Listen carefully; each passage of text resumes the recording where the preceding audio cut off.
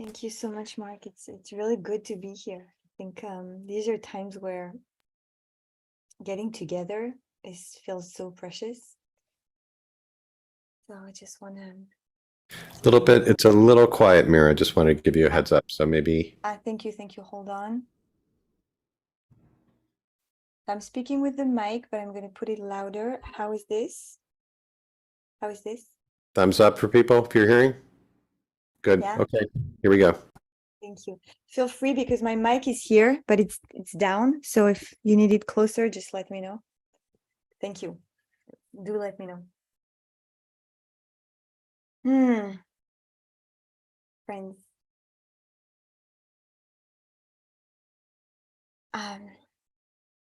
Yeah, I'm coming with real joy for the togetherness. We need the togetherness when we are heartbroken. And it is part of our strength.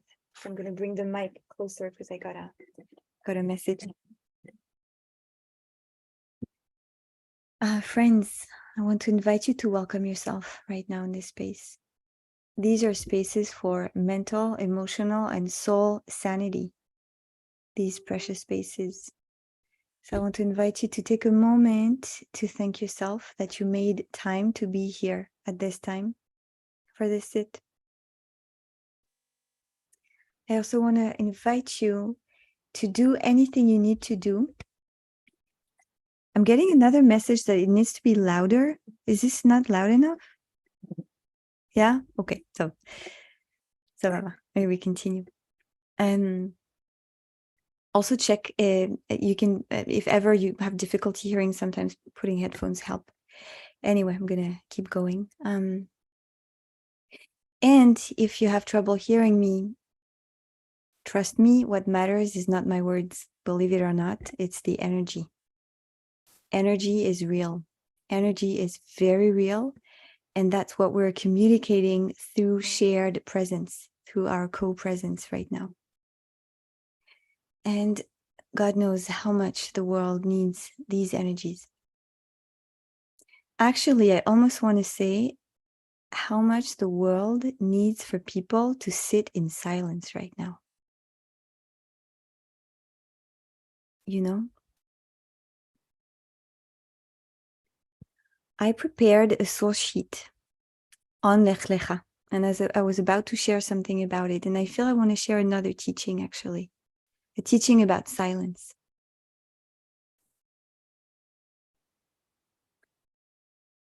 The world really, really, really needs people to sit in silence together right now, because I feel that what's happening, we've had two layers. We've had the first layer for us in Israel. We knew immediately what was happening because we got missiles immediately. The first layer was the shock, really, and coming to kind of landing in this new reality of war. And then a new layer of pain and sadness is the noise, the chatter, the whole world commenting, right? So many voices, right? And sometimes I feel, wow, what would happen if people took a moment to sit still before acting out in speech? And so I want to share with you a short teaching that isn't mine. It's two teachings I received from my husband, rabbis, last week. He is a Mekubal, a Kabbalistic rabbi, a student of Rav Scheinberger, who is a student of Rav Ashlag. Very religious. He lives in Yesha. He lives in a Moshav, a few kilometers from Gaza. So he's been in the war zone, and he says that his house was a war zone. Like, he heard everything. He didn't get, hurt. He was lucky. But for the past, 2 weeks now, he's been burying people. That's what he's been doing. And finding pieces of bodies and trying to put them together. Excuse me for saying this, but this is the reality. Just burying people. This is a very Haredi rabbi, and you'll see why I'm saying this. last week, for the first time, I heard him extremely angry in his teaching. And he was extremely angry at religious Jews around him, whom he was hearing say, this happened to them because they were chilunim, because they were not religious, because they were not keeping Shabbat. And he says, oy vey, if I hear anyone here of my students say anything like that, I am kicking them out of my group. And they will need to do a hardcore tshuva with a lot of fasting before I can even consider having them back. He was just so firm. And this is gvura. This is not anger like losing control over our emotions. It was righteous anger. It was gvura. He was, in a way, he was performing, if that makes sense, right? He was really taking a very, very strong sense by saying, basically, shut up. How dare you? How dare you talk like this about people who died? And I thought it was very interesting, his rhetoric, because he didn't just speak on the name of ethics and basic humanity and respect for the dead and for the families in mourning. He actually used two halachic principles. This is when I do this, I don't know what's happening. I have to fix myself. Two, which I'm not going to do with my finger, halachic principles. One is that any Jew who dies because he is a Jew is called kadosh. So he was like, how dare you do lashon hara on these holy Jews? And he told us he's being buried Jews with tattoos and people who were in a rave party, right? And you may know that tattoos are forbidden in the Jewish tradition, so much so that actually up until recently, I mean, there's a problem with burying, Jews with tattoos on their bodies. It's changing now, but so that's the first halachic argument. And then the second halachic argument, it's the yeled, and I forgot the term, so I'm not going to say, but basically this idea that basically if a Jew is not religious, what do you know of their story? What do you know of how they were raised? What do you know of where they're coming from? And this idea that basically you can't blame a Jew for not being religious because you don't know what they received. And sometimes they didn't receive a religious education. And sometimes they did. And by the way, it turned them off because sometimes the religious education can be catastrophic. And then he shared a little bit of the history of his family who came from Iraq. And, we're kind of traditionalist Jews and making kiddush, but, turning TV on or, not necessarily. And I thought it's just so precious to see a Haredi rabbi really defending non-religious Jews and being very strong about these voices we've been seeing in Israel and perhaps also in diaspora, religious Jews, just like in the Shoah, right? Blaming the victims. Oh, that's because they were not religious. So excuse my language, we need to shut up more. We really need silence. We really need silence. And I'm also saying this for us, friends, because I'm sure you've been hearing horrible things for the past 2 weeks. Maybe you've been hearing the silence also of people you thought were your friends and who expressed no empathy whatsoever for you. And then maybe you heard some kind of comments about,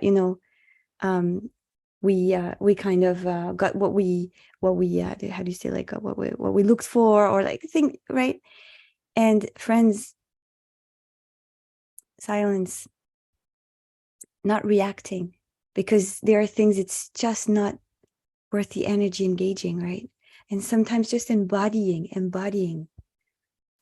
dignity is louder than words, right? Not responding to hatred, just embodying our values of goodness, of achdut, of ethics. Today I was at a funeral. It was not a tragic funeral. It was the funeral of an elderly woman, 97 years old. She died in her bed. And it was part of, life continues, including death during war. And we talked about it at the cemetery during the Hesped. And his son, who was family of the friend family, said something so precious. He said, she taught us, she educated us, not through words, but through example. And this is what we can do today, friends. We don't need to engage in conversations and stupid debates on social networks that go nowhere. We can teach by example. And the second teaching I want to share, I heard from him again, from this rabbi before Shabbat, was this, Vaidom Aaron. That when Aaron, the brother of Moshe, heard that his two sons died, this is what the Torah said about his reaction. He just stayed silent. What are we going to say when we're crushed? Are we going to curse people? Are we going to curse God? Are we going to say it's this person's fault, that person's fault? What are we going to do?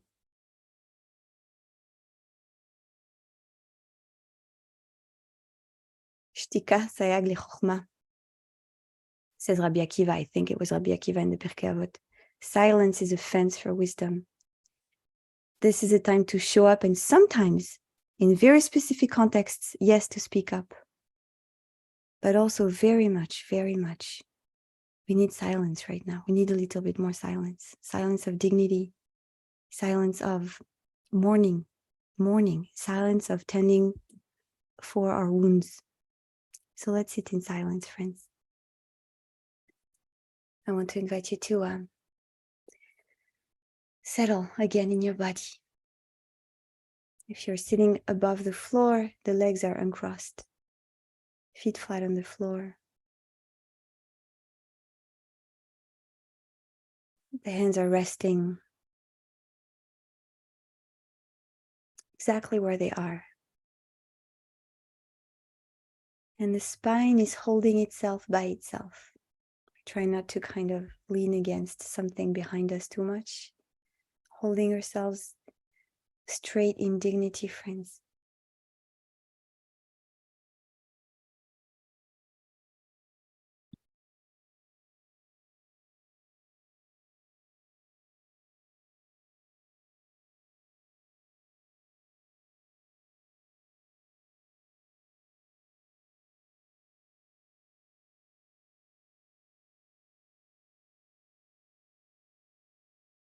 I want to invite you to close your eyes gently. And if that does not feel comfortable, to gaze down towards the floor, just to kind of come back home to this inner silence.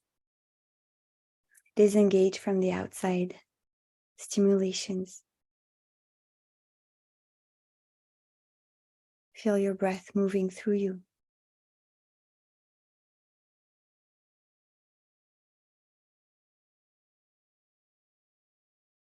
Feeling the in-breath. Feeling the out-breath.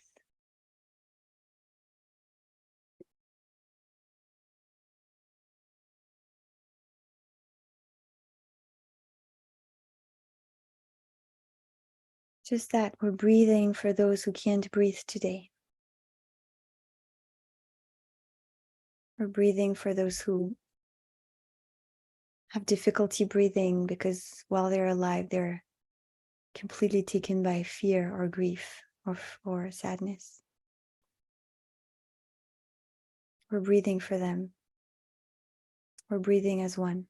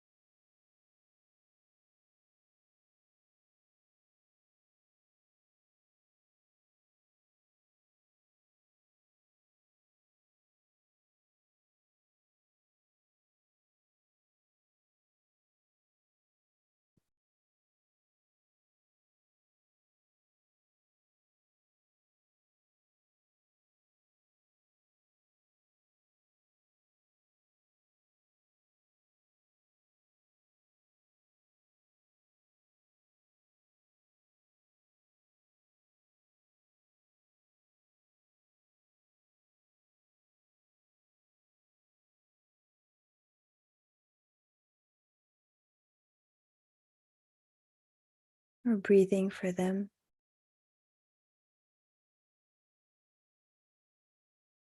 Or breathing as one.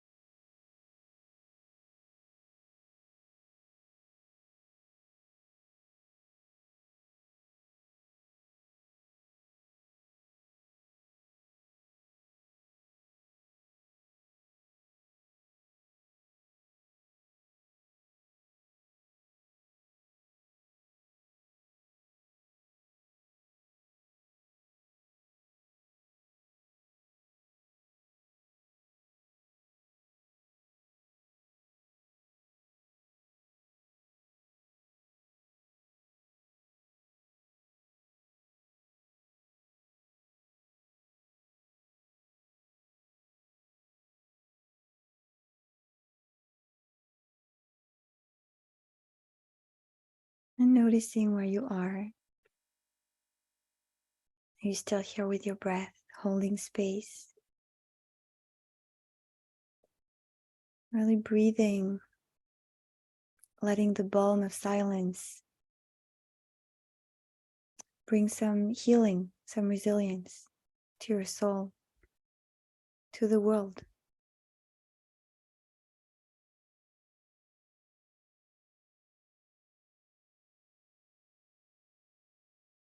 All you need to do is stay present in your body, in this breathing. And let silence do the healing.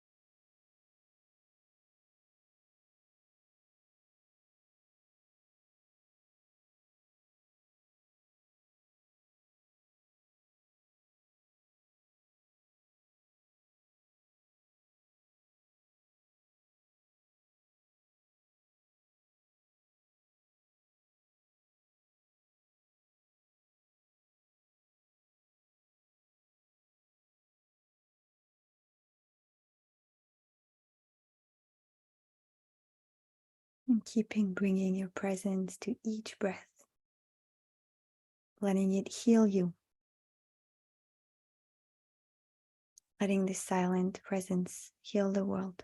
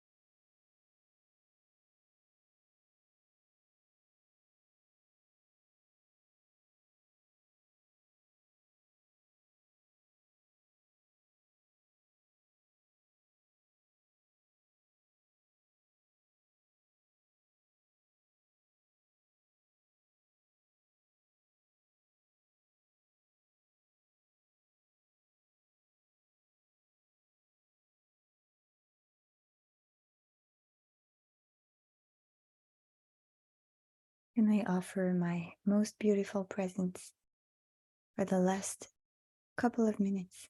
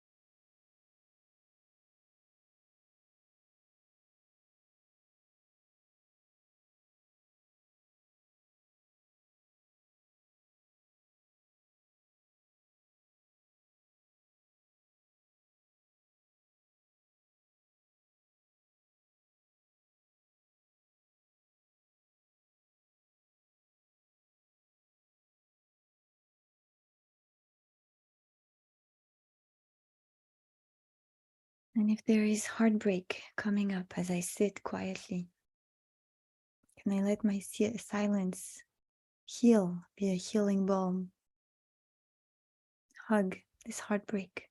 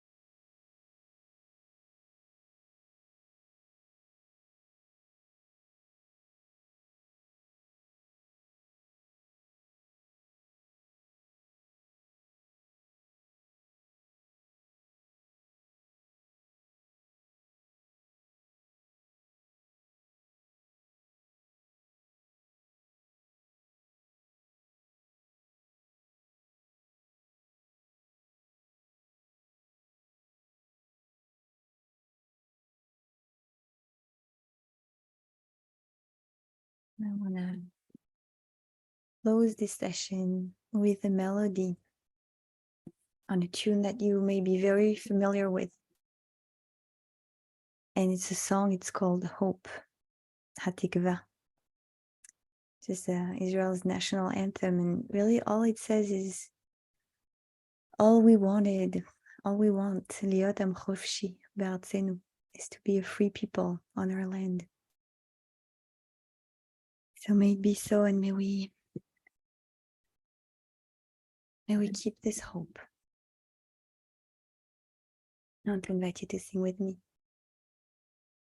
Ya dai dai dai dai dai dai dai dai dai. Ya dai dai dai dai. Ya dai dai dai dai. Ya dai dai dai dai dai dai. Ya dai dai dai dai. Ya da da da da. Ya da da da da. Ya da da da. Ya da da da da. Ya da da. Ya da da da da.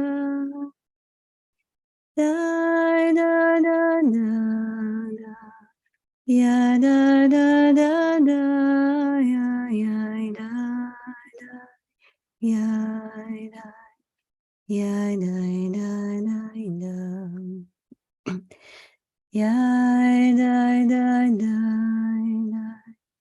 ya da da da da, I da, ya da, ya da da, da da.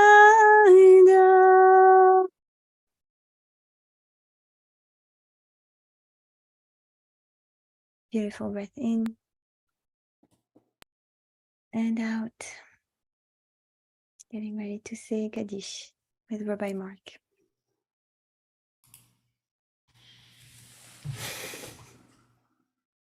Thank you so much, Rabbi Mira, for the gift and preciousness of that silence and your presence, and for the presence of this group. We seal the practice as we do each day, offering an opportunity for creating some space for those who are mourning, as we all are. And those of you who would like to recite the Kaddish, if you have a yard site, if you're in mourning, if you'd like to join, you're welcome to do so. If you're not reciting Kaddish, please, we invite you to stay present for those who are, if you can. Thanks to Jet for sharing the words of the Kaddish on the screen. You can put the name or names of those.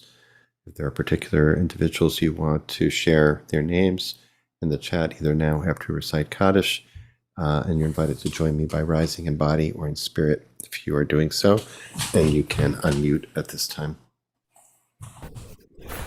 Yizgadal, Shikadash, Shemei Rabbah, Allah, Ma Divrach, Yurte, Vianrik Malkute, Chachikon, Yomechon, Vachaye, the Kolbeit Yisrael, Galav is Mankari, Imrume, Yeheshme Rabban and Barak, Velamume Almaya, Barak, Vishkavak, Bar, Vietnam, Vietnase, Vietadar, Vietalev, Vietalav, Riku, Admin Kol Birku, Tata, Tushkata, Vedeka Mata, Mirandi Amam, Miru Omein, Islam Rabba, Shemaya, Vekayim Aleinu, Yakol Yisrael, Miru Omein, Shalom de Ramah, Shalom Aleinu, Yakol Yisrael, Yakol Yisrael, Amen. Yoshvei Tevel, Imru, Amen. Friends, thank you so much for joining us today. We have a wonderful lineup of teachers the rest of the week. If you're leaving us now, tomorrow, Rabbi, put in the chat, Rabbi Daniel Uppin will be leading us tomorrow morning, and Rabbi Louis Paulson, very delighted to welcome him as a teacher on Wednesday, Yael Shai on Thursday, and this Friday, Rabbi Margie Jacobs will lead us to sit into Shabbat together. So please join us for any or all of those. And we're grateful that you made it here today, and thank you for your incredible devotion to this community and practice. And as always, you're welcome to stay on for conversation with our teacher today, Rabbi Mira. And if you have a question, please put it in the chat. Preface it by writing a question in all caps, and I'll try to keep an eye on it. Let me bring you in here. Needless to say, we have been thinking of you, and haven't really had a chance to check in. I don't know if you feel comfortable sharing, but I know, there's a lot of love for you, a lot of concern for you and your family and our family and everyone there. So just begin by checking in and seeing how you're doing, and maybe if you can talk a little bit about how your practice, not just your teaching, but your practice itself, how it's helping you these days. Yeah, thank you. First of all, I just saw someone dedicating this Kaddish to Samantha Weil, who was stabbed to death, and I also want to dedicate this to her. Right now, I was very, very saddened by that. How am I doing? I am doing as well as can be in the circumstances. I think, first of all, we all have different circumstances, and mine are good. I'm lucky. My husband is home. He didn't go to the army. All his brothers have gone and his cousins, but he had been taken off the list, and they didn't need more volunteers who hadn't gone to Miluim for a while. So, he's home. Bottom line, we're physically safe. Our home is safe. We didn't get our house burned, and we didn't lose half of our family. It happened 30 kilometers away. So So first of all, the circumstances are, very, very easy. And then, as you said, the practice, I mean, it's real. I mean, and what is the practice? The practice is to be present. It's to be present to what is. It's to, I spoke about equanimity. It's to kind of keep perspective, to see really the bigger picture. There's a huge, according to Kabbalists, the world is the dream of God. And so there is a huge game, really not funny, right? But there is something, we're within something that is huge and much greater than us. And it's more than Israel and Gaza and Israelis and Palestinians, right? We see it's already a global thing. And I feel the whole world is having a good invitation to wake up right now, a real invitation to wake up. And so I'm keeping this in mind. And to be honest with you, some rabbis, so there are Jewish prophecies about kind of something like this. So it's a word that was going around also. And then there was an Israeli journalist who had written an article in April saying this is coming. So my husband had been preparing for this since April and nobody believed it, So it's like there was something in the world and now it's exploding. It's really exploding. But the explosion, friends, and I'm saying this to everyone, it can be a breakthrough. It can be an opportunity. Brokenness can be an opportunity for a breakthrough, right? There is a crack in the wall, and that's where the light comes in. I'm sorry if I'm misquoting Leonard Cohen. No, you quoted it perfectly. Yeah. So Yeah. it's cracked. I mean, the whole world is cracked right now.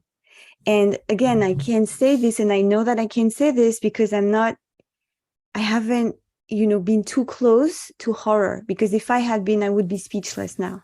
Mm-hmm. And I would be paralyzed by grief and by shock. But I have enough distance that I can see that. And then I'm practicing presence every day. This morning I was listening to an interview of an Israeli Buddhist teacher whom I love, Lila Kimchi. And she said something which is exactly what I'm practicing. And I'm saying this to everyone here also. One of the most challenging things in war is uncertainty. We don't know where it's going. We don't know how long. We don't know how bad. We don't know who's going to die, right? Am I going to die? Is someone I know going to die? Like all this, and then all the words, all the rumors. I mean, we can get ourselves we can work ourselves like through. And she said, don't think too far, because anyway, what do you know? What do I know of tomorrow? What do I know? So to live mamash in the present, to appreciate every moment that we have, that we're healthy enough, that we are in security enough, to embody the values we want to see in the world, to embody dignity, to embody kindness. So that's how I live. That's how I'm doing. And, I also know that, so equanimity is about moving through the ups and downs of life. And right now the ups and downs are very, right? Especially for us here, because, missiles, not missiles. Oh, are there going to be an attack in the streets of Tel Aviv? And so now the practice, we're being tested, and I'm here. Like, I'm that's it. I'm here. I'm alive. And I said to my students, and I'm saying this here also, we don't know the time of our death. Nobody knows. Neither the time nor the how. If I die, I die. I know I may die. I know it's more probable that I die here than if I was right now in I don't know, in Iceland. Yeah. And if it happens, I will have no regrets, and I will, die happy and full of love. And I'm saying it here. Thank you for all of that. Let's talk a little bit about silence. Really, I was very moved how you pivoted to that. And, you mentioned, just to bring from our tradition, like both that phrase from Pirkei Avot, which for those, by the way, who are interested in taking a look at this is Pirkei Avot, chapter 3, the 13th Mishnah. And Thank you. It's Rabbi Akiva teaching Siag L'Chochma Shtika, that Shtika, silence or stillness, is offense for wisdom.